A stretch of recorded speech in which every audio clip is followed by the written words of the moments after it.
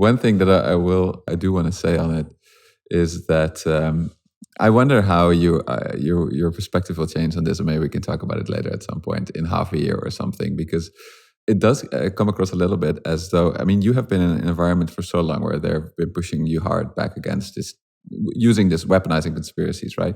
But now you're, I think, and correct me if I'm wrong, but I think you're entering an arena of the independent journalists where you're going to compete with all the conspiracy people. Basically, maybe I shouldn't say it like that, but what I find difficult, at least when trying to at least do more background research, is that sort of when I do one properly researched story, the conspiracy channels have 10 stories out.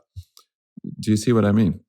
So I wonder. Oh yeah, because doing all that stuff that I was talking about, all the verification and actually reporting things out, takes time and energy, and that's what the money.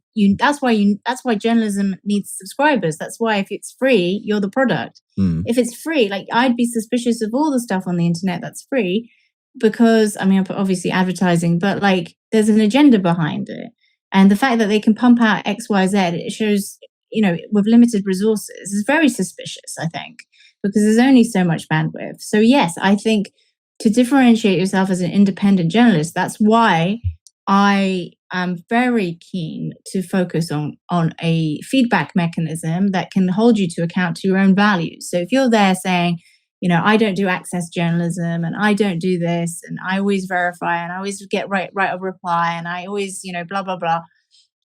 If there's evidence that you don't do that, there should be some sort of feedback or kind of like a bounty for people to help you keep your standards to the right level, basically.